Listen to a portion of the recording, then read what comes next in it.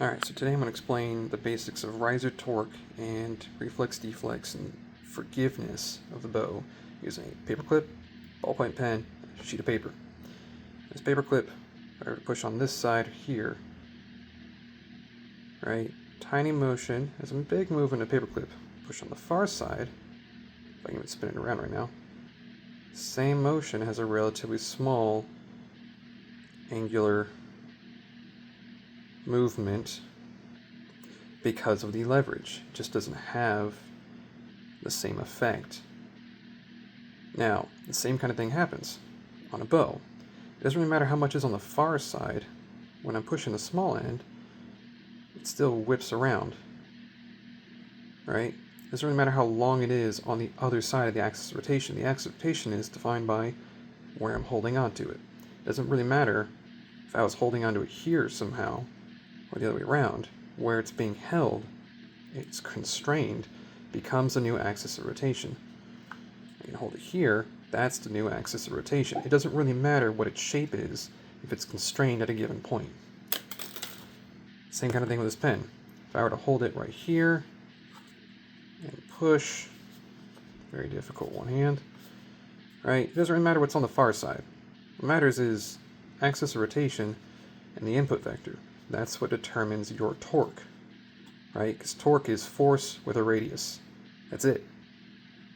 And your radius is defined if there is no axis of rotation by the center of gravity.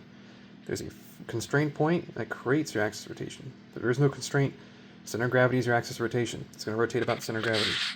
But your hand is holding onto the grip of the bow, creating an axis of rotation. So unless you want to argue your hand moves about whenever you pull on the bow, in which case I would argue your form sucks, you know, the bow is going to rotate around your hand where you're holding the bow.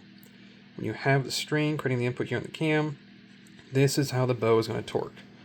Your string angle and all that stuff, this length here, that's a different part of the equation, but it's still a part of it. Really, the string is not stiff at all. The tension is going to apply that torque, that leverage. So as long as the junction between the cam, the axle and the limb pocket and the riser, as long as all these components are sufficiently stiff and held together as a singular unit, they behave as one unit. And that's effectively what they do. So if you have this moment of torque where we're pushing, you know, here in this direction, or you're going to kind of see here, where the limb is swinging out in this direction, it's going to be a resistance force from your grip, right? The whole bow can move, but the top is just going to swing that way. It's not like it's going to grab on the air here and then push your hand away. That doesn't make any sense, right? Instead, it's going to grab, it's not really grab.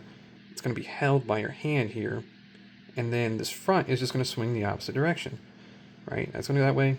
That's going to go that way, right? If you want to make the argument about the riser itself twisting in this axis where, maybe your grip is holding it just perfectly square like a vise under enough torque that the riser is just bending to resist a torsion, in this axis, sure, you can make that, but it's tiny, it's minuscule, it's nonsensically small. If the bow is going to have a real accuracy detriment because of that, it would not handle the torque of being bent and drawn back normally. So this effective doesn't matter because everything from here is canceled out by everything here. So you have a vector here and a vector here. They're going to be like in opposite directions, the same magnitude, they cancel out.